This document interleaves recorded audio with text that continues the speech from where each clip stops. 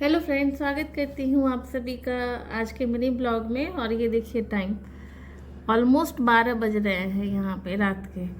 और यहाँ पे तूफान आया है, मैं तूफान की आवाज़ सुना रही हूँ। इतनी तेज़ आवाज़ आ रही है जो डर से हमें नींद नहीं आ रही। सू सू करके आवाज़ आ रही है। अभी सुना रही हूँ आपकी इसकी आवाज़।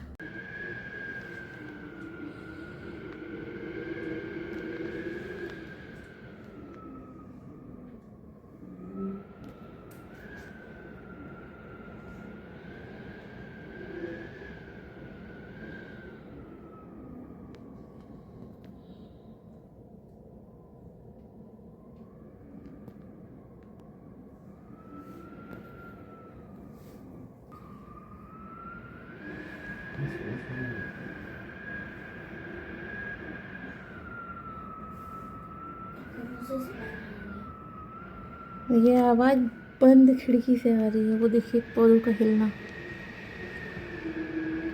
और उसमें देखिए एक जने पार्क में टहल रहे हैं।